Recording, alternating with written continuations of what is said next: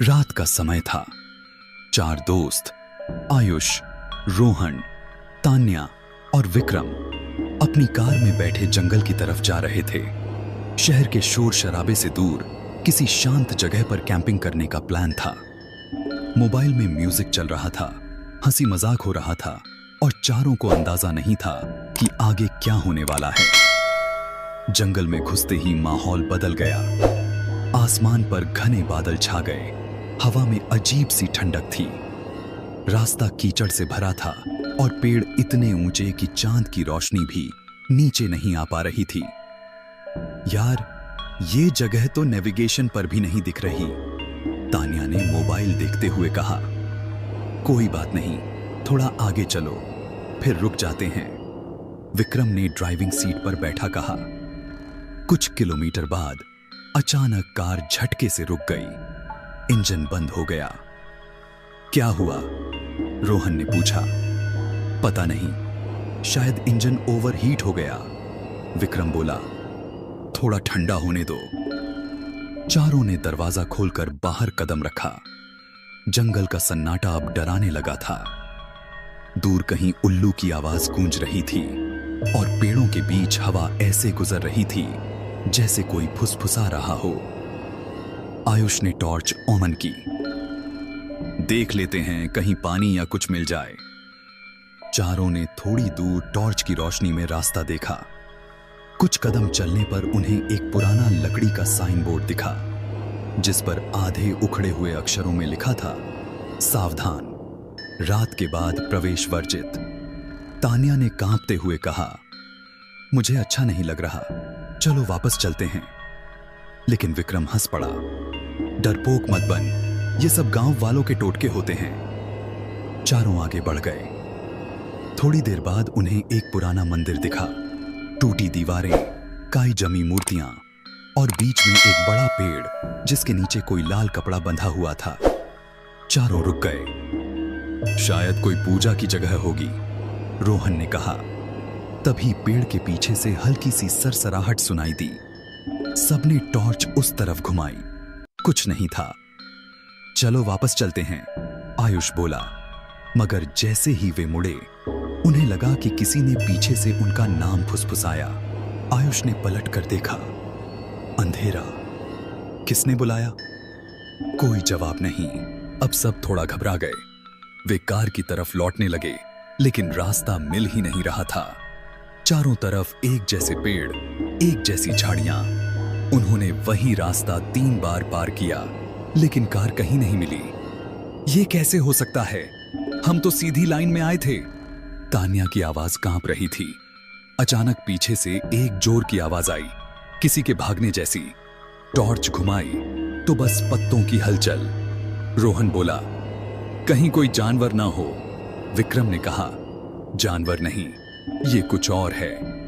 इतने में टॉर्च की रोशनी झपकने लगी और फिर बंद हो गई। अंधेरा, पूरा घुप अंधेरा। सिर्फ सांसों की आवाज और दूर कहीं घंटियों की हल्की झंकार। आयुष ने मोबाइल निकाला। नेटवर्क नहीं। हम यहां फंस गए हैं। अचानक किसी ने विक्रम का हाथ पकड़ा।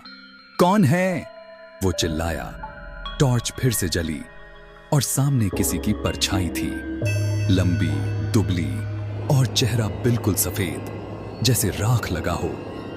आंखें लाल चमक रही थीं। तान्या चीख पड़ी। वो सब भागने लगे, लेकिन जंगल जैसे घूमने लगा। हर दिशा एक जैसी लग रही थी। वे दौड़ते रहे जब तक सांस नहीं फूल गई। अब चारों एक पुराने झोपड़े के सामने थे। अंदर से हल्की रोशनी दिख रही थी। शायद कोई होगा, मदद मिल जाए, रोहन बोला। दरवाजा खोला तो अंदर एक बूढ़ी औरत बैठी थी। सफेद साड़ी, झुके बाल और बर्फ जैसे ठंडे हाथ। बेटा, बाहर रात को नहीं घूमते, उसने धीमी आवाज में कहा। हम रास्ता भूल गए हैं, कार नहीं मिल रही, विक्रम ने कहा। बूढ़ी औरत ने सिर झुकाया और बोली, तुम कार के पास वापस नहीं जा सकते, वो जगह अब नहीं है। चारों ने एक दूसरे को देखा। क्या मतलब? बूढ़ी औरत ने धीरे से कहा, जिस रास्ते से तुम आए थे वो बहुत साल पहले बंद हो चुका है। वहां से जो भी गुजरता है वापस नहीं आता। अचानक झोपड़ी के बाहर वही लाल कपड़ा लहराने लगा। हवा का झोंका अंदर आया और जब सबने पलट कर देखा, बूढ़ी औरत गायब थी। सिर्फ उसकी जगह पर एक जली हुई लाल साड़ी का टुकड़ा पड़ा था। अब डर अपने चरम पर था। चारों बाहर भागे। अचानक एक एक कर टॉर्च बंद होने लगी। पहले तान्या चीखी, फिर उसकी आवाज गायब हो गई। फिर रोहन ने चिल्लाकर कहा, वो उसे ले गई, भागो। आयुष और विक्रम दौड़ते रहे जब तक कि विक्रम की आवाज भी कहीं पीछे खो गई। अब सिर्फ आयुष था, अकेला। वो ठोकर खाकर गिरा और जब उठा उसने देखा सामने वही पुराना साइन बोर्ड खड़ा है, सावधान, रात के बाद प्रवेश वर्जित।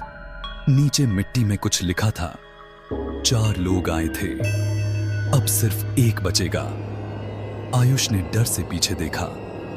पेड़ों के बीच 3 परछाइयां खड़ी थीं, तान्या, रोहन और विक्रम। लेकिन उनके चेहरे अब इंसानी नहीं थे। आंखें काली, होंठ सिले हुए। उन्होंने एक साथ फुसफुसाया, अब तुम्हारी बारी है। आयुष चीख पड़ा और उसके बाद जंगल में फिर सन्नाटा छा गया। सुबह जब गांव के कुछ लोग लकड़ी लेने जंगल गए तो उन्हें एक पुरानी कार मिली, पेड़ों के बीच फंसी हुई। कार का दरवाजा खुला था लेकिन अंदर कोई नहीं था। सिर्फ सीट पर पड़ा था एक मोबाइल, जिस पर आखिरी फोटो में चारों दोस्त मुस्कुरा रहे थे और उनके पीछे एक धुंधली सफेद परछाई खड़ी थी। दोस्तों, चारों दोस्तों की यह सच्ची घटना आपको कैसी लगी, हमें कमेंट करके जरूर बताएं। साथ ही अगर आपको यह वीडियो पसंद आया हो तो इस वीडियो को लाइक करें और हमारे इस चैनल को सब्सक्राइब करना न भूलें।